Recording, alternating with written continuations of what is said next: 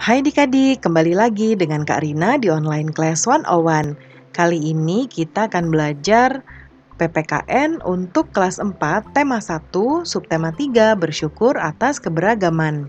Di pembelajaran kali ini kita akan belajar sikap dalam bermain engklek di halaman 172 sampai dengan 173. Adik-adik, untuk melihat pembelajaran lainnya, adik-adik bisa cek di kolom deskripsi, lalu cari kelasnya kelas berapa. Misalnya di kelas 3. Lalu adik-adik mau lihat kelas 3 tema 8, berarti ini kelas 3, lalu temanya tema 8. Diklik aja di sini. Nanti akan dialihkan ke halaman lain di browsernya dan masuk ke playlist di tema tersebut. Seperti ini. Nah, ini sudah berurutan mulai dari halaman awal sampai dengan halaman terakhir di bukunya ya. Dan di sini Karina membagi-bagi berdasarkan pembelajarannya. Jangan lupa di-subscribe dan klik loncengnya ya. Terima kasih. Ayo kita mulai adik-adik.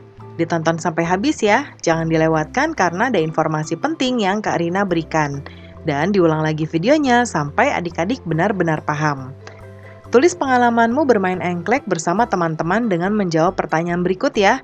Di sini ada beberapa pertanyaan yang akan Karina jawab di sini.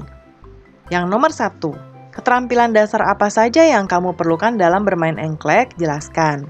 Nah, jawabannya, keterampilan yang diperlukan dalam bermain engklek yaitu kelincahan adik-adik ya. Kelincahan apa? Kelincahan melompat, ketelitian, supaya nggak nginjak garis, dan juga kecerdasan saat memilih rumah. Seperti ini. Nah, bentuknya begini ya untuk engklek ya adik-adik ya.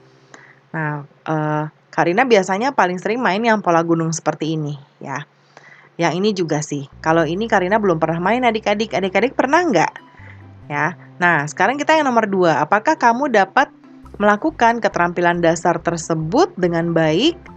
Nah, tentu saja bisa karena keterampilan dasar permainan engklek ini sudah Karina kuasai dengan baik ya.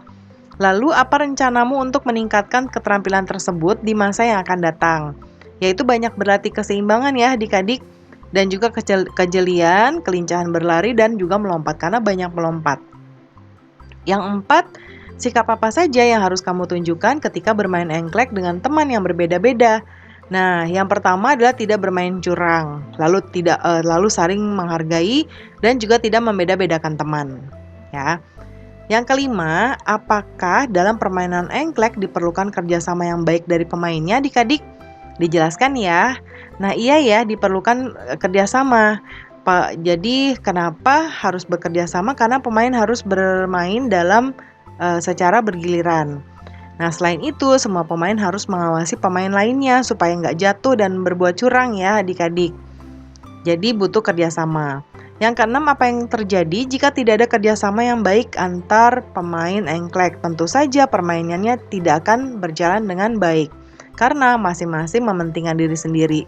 Ada yang curang, ada yang nggak peduli mau temennya jatuh atau gimana, yang penting dia menang ya. Nah, itu tidak baik. Nanti didiskusikan jawabannya dengan teman kelompok ya adik-adik ya. Jadi pembelajaran kita sudah selesai deh adik-adik.